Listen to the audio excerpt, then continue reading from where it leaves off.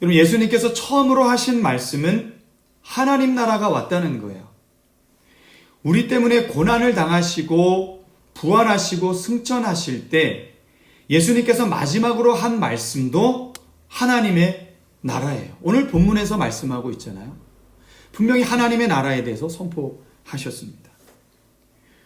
그뿐이 아니죠. 부활하신 주님을 만난 바울의 삶은 어떠했습니까? 그가 전한 복음의 핵심도 역시 하나님의 나라예요. 사도행전이 끝나는 28장에 뭐라고 기록되어 있습니까? 사도 바울이 어떻게 했다고요? 연금되어 있습니다. 연금이 뭐냐면 구속된 건데 자유롭게 그 가택연금이라 그래서 집안에서는 활동할 수 있고 사람들이 왕래할 수 있어요. 그 기회조차도 바울은 무엇을 했는가? 하나님의 나라를 증거했다는 거예요. 바울도 여전히 예수님과 같이 하나님의 나라를 선포했습니다. 그리고 이런 질문을 할 수 있죠. 목사님, 그건 신약에 있는 이야기잖아요. 그렇지 않습니다. 구약은 어떻습니까? 역대상 28장 5절에 다윗이 솔로몬에게 부탁하는 이야기 문맥상에 이런 이야기를 합니다. 여호와께서 내게 여러 아들을 주시고 그 모든 아들 중에서 내 아들 솔로몬을 택하사 여호와의 나라 왕위에 앉혀 이스라엘을 다스리게 하려 할세. 여기서 분명하게 뭐라고 말씀하십니까? 이스라엘 나라. 오늘 본문에서 제자들이 뭐라고 이야기하냐면 주님 이때입니까? 이스라엘 나라를 회복할 때가 이때입니까? 라는 이스라엘 나라가 아니라 분명하게 다윗은 솔로몬에게 분명하게 말하고 있습니다. 뭐라고 말합니까?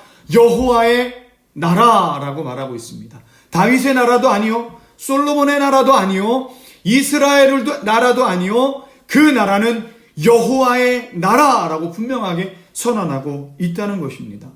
시편 22편 28절에도 이와 같은 맥락으로 증거하죠. 나라는 여호와의 것이요 여호와는 모든 나라의 주제이심이라. 모든 주권이 누구에게 있다는 겁니까? 하나님께 있다는 거예요. 그래서 이 모든 나라는 하나님의 나라입니다. 하나님의 것입니다. 할렐루야. 이것을 믿으시기 바랍니다. 아멘. 창세기의 시작은 하나님의 나라의 선포입니다. 그리고 요한계시록에 끝난 예수님의 재림과 백보자 심판을 통해서 하나님의 나라가 완성되는 거예요. 결국 하나님의 나라의 시작과 하나님의 나라의 완성을 알려주는 책이 성경입니다. 여러분 보셨습니까? 성경은 처음부터 끝까지 우리에게 단 하나의 메시지를 전하고 있는데, 가르치고 있는데, 그것은 하나님의 나라라는 거예요. 그런데 문제는 우리들이 이것에 관심이 없어요. 뭐 하나님의 나라가 어쨌다는 거지? 그거 그냥 죽은 후에 천국 가는 거 아니야? 하나님의 나라에 대해서 관심도 없고 하나님의 나라가 어떻게 임하는지도 모르고 하나님의 나라에 대해서 배우려고 하지도 않고 하나님의 나라에 대해서 가르쳐지지도 않는다는 거죠. 세상 돌아가는 일에는 그렇게 관심이 많은데, 제가 예전에 명설교를 들었는데 오카는 목사님 설교를 들었어요. 근데 오카는 목사님이 이렇게 얘기하더라고요. 그렇게 세상에 관심이 많다. 아침에 눈을 뜨자마자 가장 먼저 드는 게 신문이라는 거. 주식이 어떨까? 부동산은 어떻지? 오늘 사건 사고는 어디 있을까? 상당히 교양 있고 지적인 것처럼 그렇게 살아간다는 거예요. 그런데 하나님의 나라에 대해서는 관심이 없어요. 그건 그냥 교회 가서 예배할 때.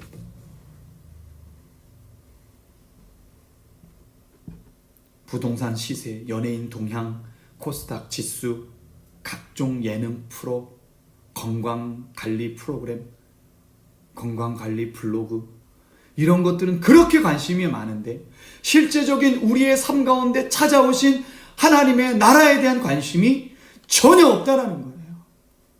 여러분 아침에 일어나면 눈 뜨면 뭐부터 하십니까? 핸드폰 먼저 들죠. 알람 끄는 거 말고요. 뭐부터 합니까? 들어가서 뭐부터 봐요? 뉴스부터 봅니다. 하나님의 나라에 관심이 전혀 없다고요. 우리가 이게 얼마나 큰 문제입니까?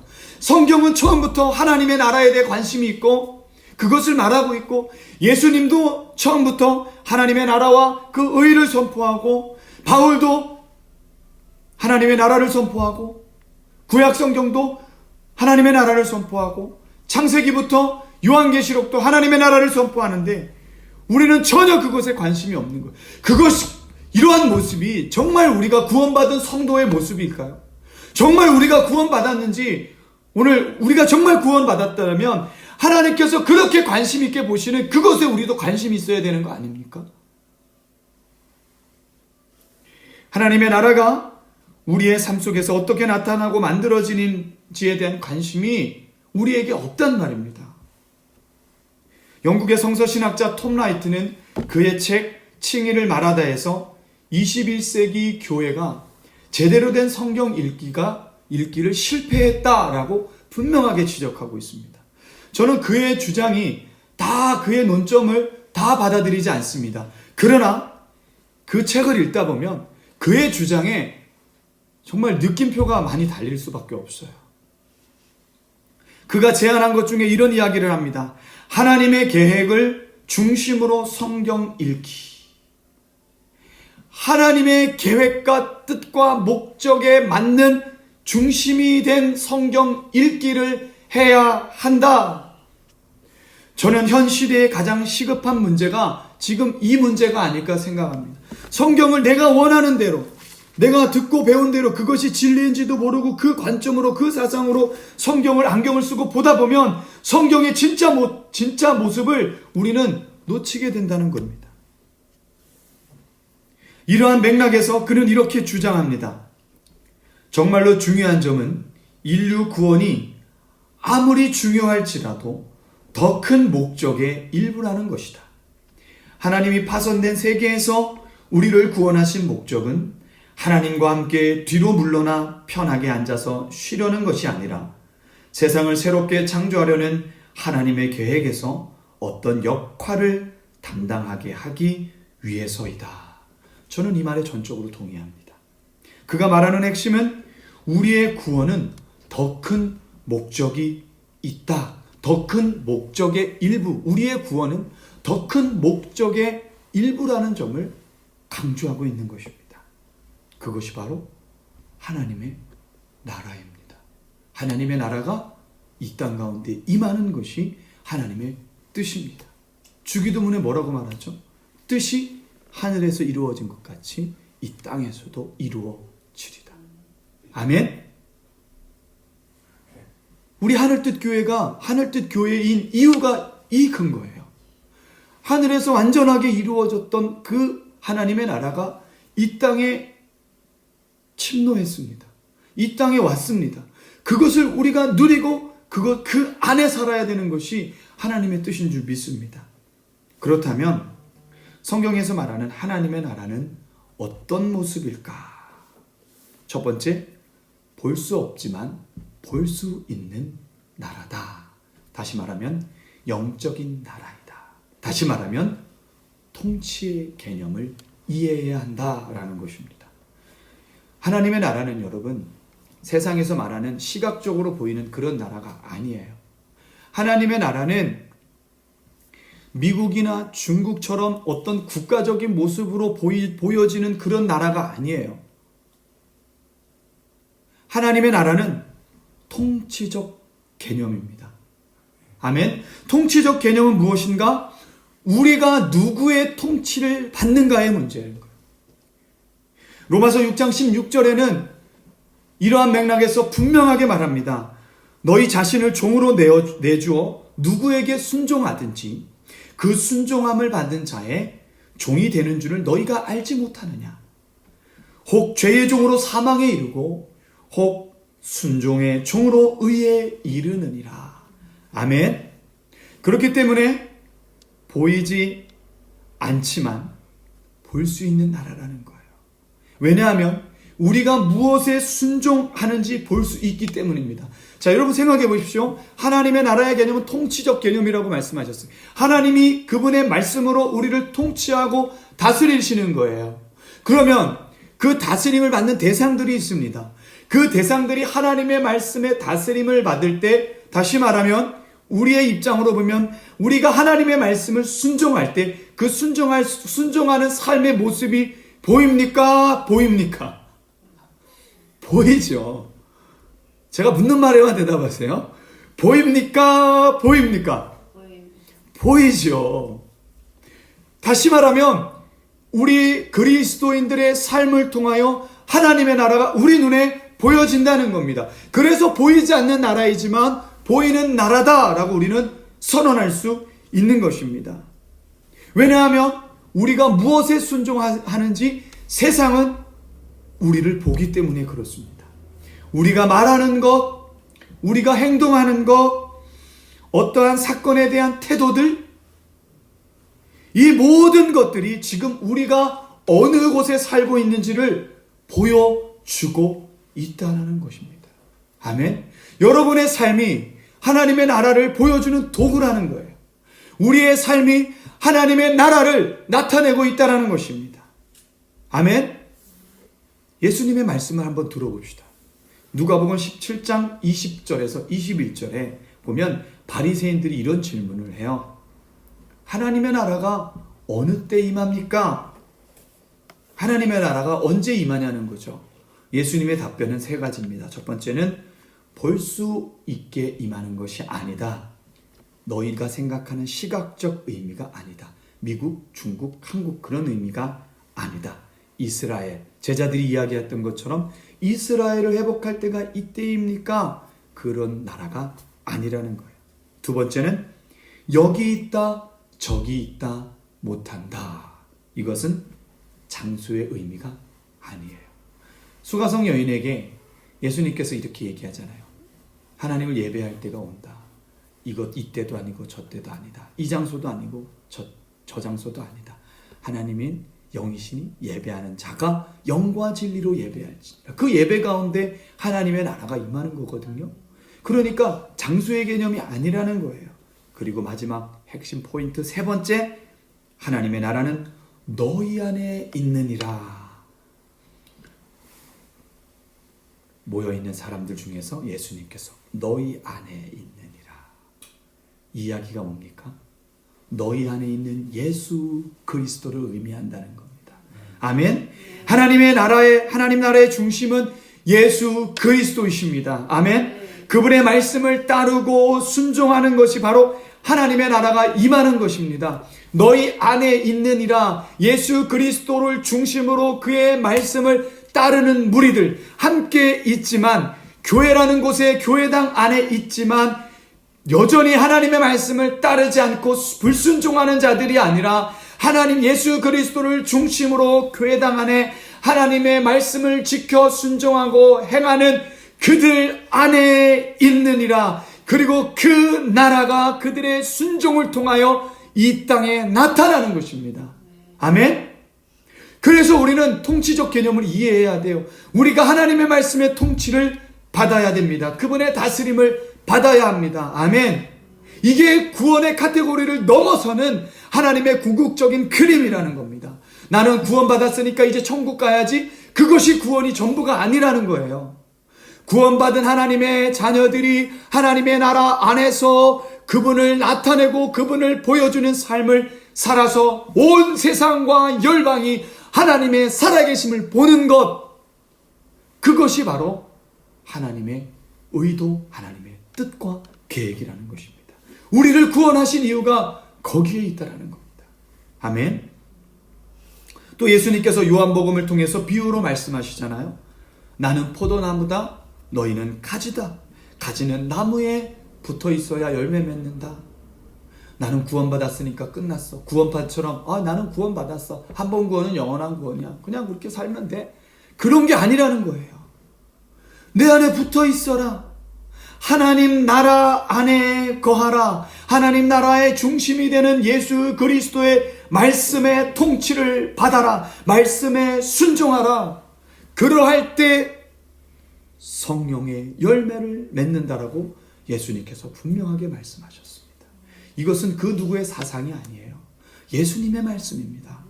아멘. 하나님의 나라는 볼 수 없지만 그 안에 사는 사람을 통해서 볼 수 있다는 겁니다. 하나님의 말씀을 따라 순종하는 사람을 통해서 볼 수 있다는 것을 계속해서 여러분 반복해서 말씀드렸습니다. 우리는 여기서 매우 중요한 기관 하나를 설명해야 합니다. 바로 교회이죠. 교회는 보이지 않는 하나님의 나라를 보여줄 수 있는 유일한 기관입니다. 교회를 통해 세상은 하나님을 보며 하나님의 나라를 봅니다. 초대교회 모습이 그렇잖아요. 초대교회에 성령이 임하시고 하나님의 나라가 시작되자 세상의 많은 사람들이 교회를 보며 하나님의 나라가 왔다는 사실을 경험하게 됩니다. 그래서 사람들이 교회로 몰려들기 시작한 거예요. 교회는 하나님의 나라를 보여줘야 합니다. 하나님의 말씀을 따르고 순종할 때 하나님께서 어떻게 축복하시고 하나님께서 어떻게 그들을 이끌어 가시는지, 고난 속에서, 아픔 속에서, 질병 속에서도 그들이 여전히 하나님의 말씀을 따르며 순종할 때 그들이 어떤 삶의 형태를 보여주는지 세상이 그들을 통해, 교회를 통해 하나님을 보며 하나님의 나라를 보는 거예요. 그 봄을 통해 하나님의 나라로 이끌려가는 것입니다. 아멘.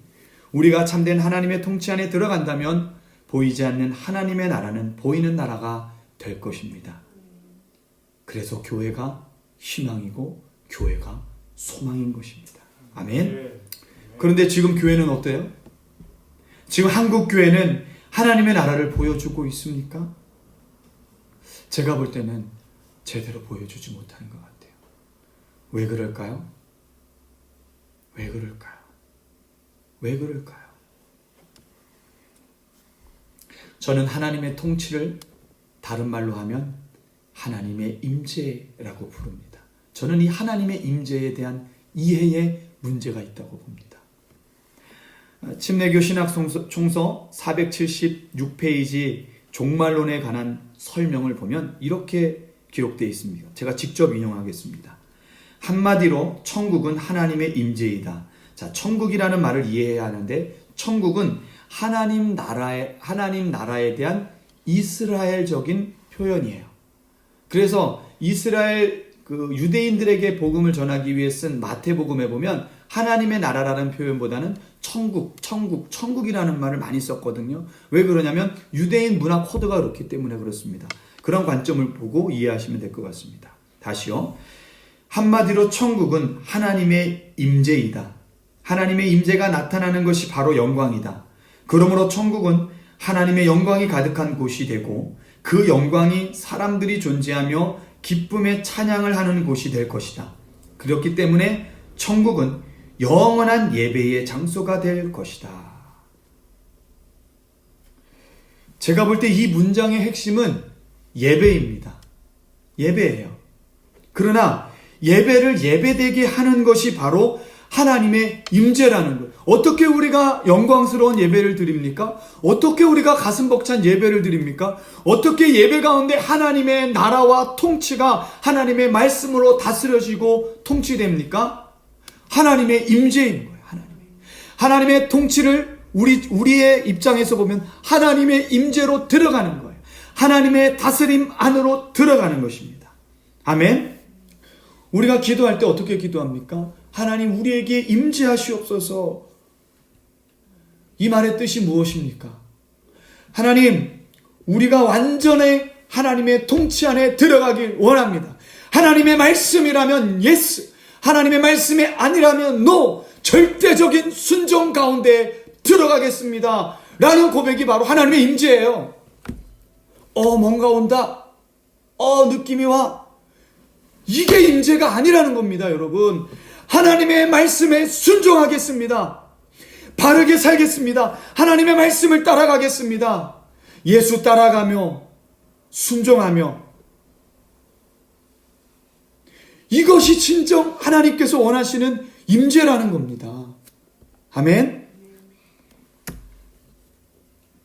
한국 교회가 하나님의 나라를 보여주지 못하는 이유가 바로 여기 있다는 거예요.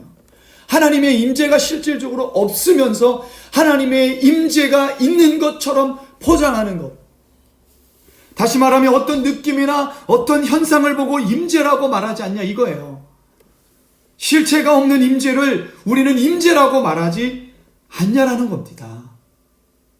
방언이 터져나오고 신유가 일어나고 눈물이 나고 콧물이 나고 춤을 추고 목청껏 찬양을 하고 하나님의 임재를 경험했다고 하면서 삶의 모습은 하나도 변하지 않는 것, 그것을 어떻게 우리는 하나님의 임재, 하나님의 다스림, 하나님의 통치라고 말할 수 있냐라는 겁니다.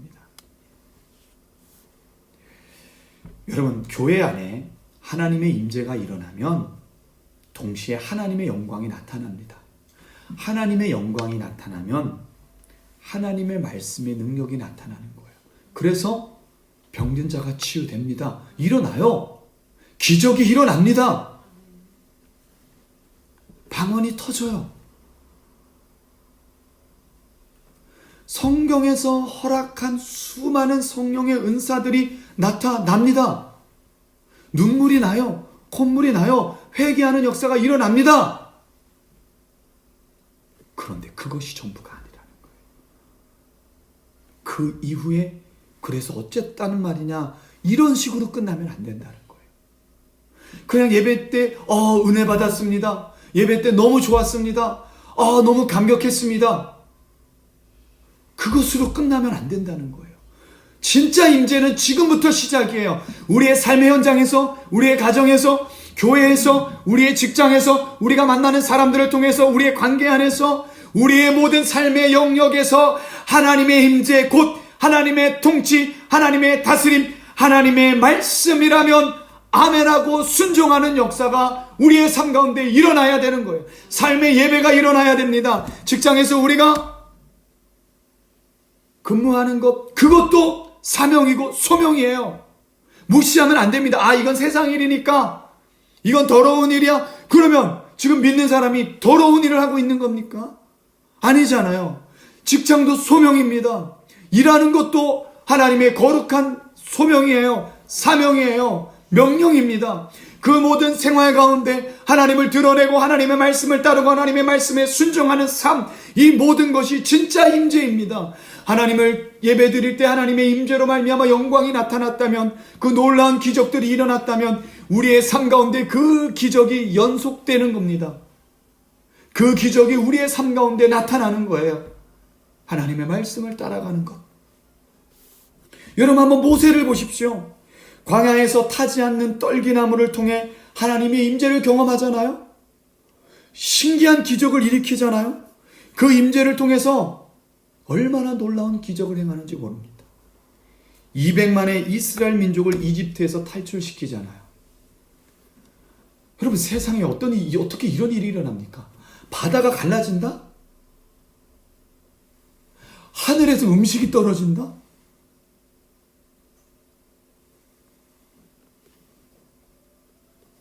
반석에서 물이 난다? 샘물이 솟아난다? 이 모든 게 현대 과학을 거스르는 이야기 아닙니까? 어떻게 반석에서 물이 나오냐고요. 저는 아버지 따라다니면서 이렇게 고기를 많이 잡아봤거든요. 저희 아버지가 고기 잡는 방법은 오한마라 그러죠. 해머. 그거 들고 딱, 영호야 따라와라. 내가 딱 따라가면 저희 아버지 뭐 하시는지 아십니까? 이렇게 바위들이 있잖아요. 그러면 땅 때려요. 저쪽 가서 또 땅 때리세요. 아니 왜 고기를 잡을 때 저러시지? 나중에 어떤지 아십니까? 고기들이 그 바위 밑에 있던 고기들이 기절을 해요. 그래갖고 퉁 떠오릅니다. 그러면 걷어라. 야, 고기 잡기 참 편하다. 내가 고기는 바위를 쳐서 고기는 잡아봤지만 어떻게 바위를 쳐서 바위를 명해서 물이 나오냐고요. 이거 말이 됩니까? 말이 안 되잖아요. 그런데 모세를 통해서 우리가 주목해야 될 임재는 그가 하나님의 말씀에 순종하는 삶을 살았다는 겁니다. 민수기 12장 3절에 이렇게 이야기합니다. 이 사람 모세는 온유함이 지면의 모든 사람보다 더하더라. 아멘. 여기서 말하는 온유는 길들이기예요. 길들여지는 겁니다. 무엇으로 길들여지는 것입니까? 하나님의 말씀으로 길들여지는 거예요. 온유라는 말이 아, 네, 그래요. 아, 네, 감사합니다. 고분고분한 거? 그것이 온유한 게 아닙니다. 그것은 얌전한 거죠. 온유라는 말은 바로 하나님의 말씀에 훈련되고 하나님의 말씀에 길들여져서 적토마가 되어서 적진을 향해서 돌격 앞으로 하면 그 말 한마디에 자신의 생명까지도 아끼지 않고 돌격하는 적토마와 같은 그런 것을 우리는 온유라고 말하는 겁니다. 왜 그렇습니까? 모세가 온 지면 위에 그의 온유함이 온 지면 위에 그보다 더한 자가 없다는 이야기는 뭐예요? 그 말을 다른 말로 하면 모세는 순종의 사람이었다라는 거예요. 모세는 말씀의 사람이었다라는 거예요. 하나님의 말씀이라면 무조건 아멘하고 달려갔다라는 겁니다. 이것이 진짜 임재예요. 이러한 삶 속에서 삶의 현장에서 실질적으로 하나님의 임재가 일어나는 거예요. 하나님께서 갑자기 병든 자에게 손을 얹어서 기도하라. 어떻게 기도해요? 기도했다가 하나님 안 나으면 어떡해요? 그건 네 책임 아니야. 너는 순종해. 그럼 가서 말씀에 순종하는 거야. 직장 생활을 하고 있는데 어떤 형제와 대화를 하다가 그 형제의 고충을 듣게 됐어요. 그런데 성령님께서 계속 말씀하세요. 지금이야 복음을 전해. 어떡해요. 지금 전했다가 괜히 저 이상한 사람 되면 어떡해요. 지금 복음을 전해. 그 말씀에 순종하는 거예요. 그가 믿고 안 믿고는 하나님께서 하시는 일입니다. 말씀을 전하는 거예요. 복음을 전하는 거예요. 이게 온유함입니다. 온유함이에요. 2008년도에 나왔던 책, 그 바보 청년 의사. 그 주인공 의사가 일찍 죽었잖아요. 근데 그 삶을 돌아보면 그래요. 2003년인가요? 다 정확히 기억은 안 나지만 그때 이제 전체가 파동이 일어났잖아요. 그 의료 파동이 일어나서 다 이제 막 치료를 안 하는 상황에서 끝까지 남아서 막 혼자서 환자들 돌보고 막 거의 뭐 탈진한 상태로 그렇게 살았는데 그가 하나님의 임재의 진짜 삶을 살았더라고요. 응급실에서 근무하고 있는데 갑자기 어떤 병자가 왔는데 긴급한 상황인 거예요. 그래서 당직 그 수술할 수 있는 당직 그 선배를 깨웠는데 얼마나 많은 욕을 들었는지 이 개념 없는 놈아 어떻게 지금 이 시간에 이러냐 나도 쉬어야 될 거 아니야 막 그랬는데 그래서 엄청 욕을 먹었다는 거예요. 그러면서 응급실 그 당직실에서 응급실로 내려가는 길에 엄청 기분이 상했대요. 화가 났대요. 내가 왜 이런 욕을 먹어야 되지? 아니 내가 왜 저 선배한테 욕을 먹어야 돼? 막 그러면서 내려가는 순간 성령님의 음성이 들리기 시작하는 거야. 의사가 뭐냐? 환자를 돌보는 것이다. 너는 잘한 거야. 그 음성이 들리자 그 안에 있는 분노, 그 안에 있는 짜증, 그것이 다 사라져버렸다는 거야. 나는 내 일을 하나님께서 주신 사명을 감당하고 있구나. 내 안에 어찌 분노할 수 있으랴. 그 마음을 접었다는 겁니다. 이게 진짜 임재예요. 이게 하나님의 나라, 하나님의 통치를 받는 것입니다. 아멘. 오늘 우리가 하나님의 말씀에 길들여지기를 소망합니다. 아멘. 하나님의 임재를 통한 형상이 아닌 임재의 본질이 바로 우리의 삶인 것입니다. 아멘. 우리에게 하나님의 임재가 있어야 합니다. 교회 안에만 머무는 임재가 아닌 확장되는 임재, 우리의 삶 구석구석 증거되는 임재가 있어야 합니다. 성도들의 삶 속에서 그들의 생활의 영역에서 주님의 임재가 일어나야 합니다. 하나님의 임재를 통해 하나님의 나라가 킹덤 라이징이 되어야 돼요. 일어나야 되는 겁니다. 아멘. 그래야만 우리의 삶을 통해 하나님께서 영광을 받으실 것입니다. 우리의 삶이 하나님의 임재로 하나님의 말씀으로 길들여질 때 우리는 하나님의 영광을 세상에 나타낼 수 있습니다. 우리에게 허락하신 성도의 사명을 감당할 수 있습니다. 제자들이 하나님의 말씀에 순종해서 아무것도 하지 않고 그곳에 마가의 다락방에 모여서 기도했잖아요. 사람들은 기도에 집중합니다. 그러나 기도 이전엔 말씀에 순종이 있었다라는 거예요.